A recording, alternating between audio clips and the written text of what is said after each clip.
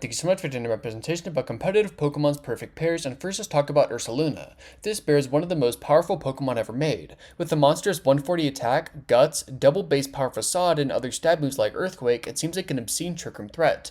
But there is a problem. Its most promising move is EQ, hitting both opponents for massive damage, which unfortunately hits your partner too. That's where its sidekick Cresselia comes in. Cresselia has 3 traits that make it great here. Access to Trick Room is the obvious one, we knew that.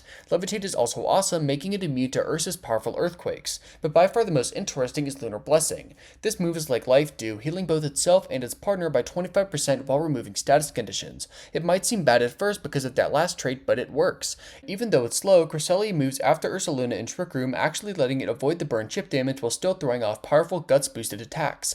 This score has seen a lot of success. It had 2 placements in top 8 at the 2023 World Championships, with Federico Camporesi snagging 4th. Restricted formats have hurted, but if they come back next generation, it'll be great again. Hawlucha's traits look super mediocre at first glance. Stat-wise, it's really outclassed. 92 attack isn't great to put it simply, 118 speed is nice but not anything special, and that bulk? Oh god, that bulk. Fighting flying as a defensive type is really shaky, but even neutral hits can deal solid damage or even just knock it out. What could it do with numbers like this? It does have some promise with a good move pool. Source Dance is amazing, giving it a +2 boost. With solid type coverage and flying fighting stab, it could probably play a decent cleanup role, but this becomes the most apparent with its ability and burden.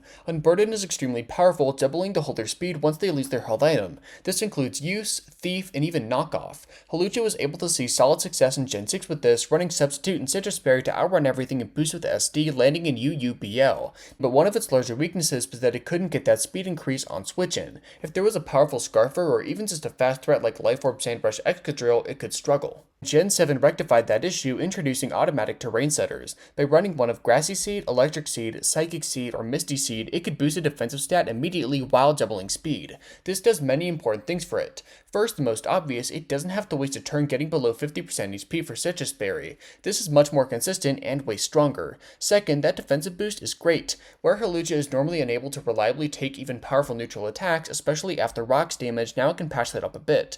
Third, Quick Roost is really nice and is a very reliable form of recovery. Hawlucha used this to become a legitimate OU threat in Gen 7, landing solidly in the A- rank. Even afterward, while it wouldn't rise up to the top tier, it got banned in Gen 8 UU and is currently residing in underuse during Gen 9 with a real place in overused.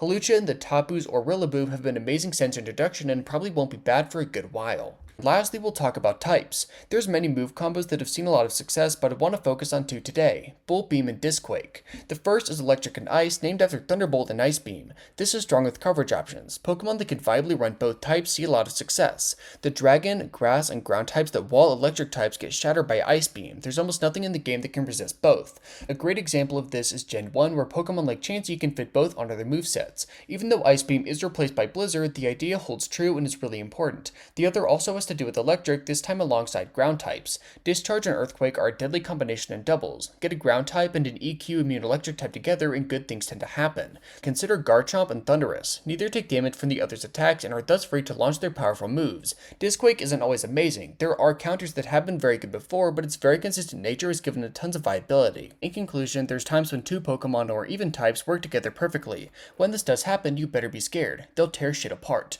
Thank you so much for watching.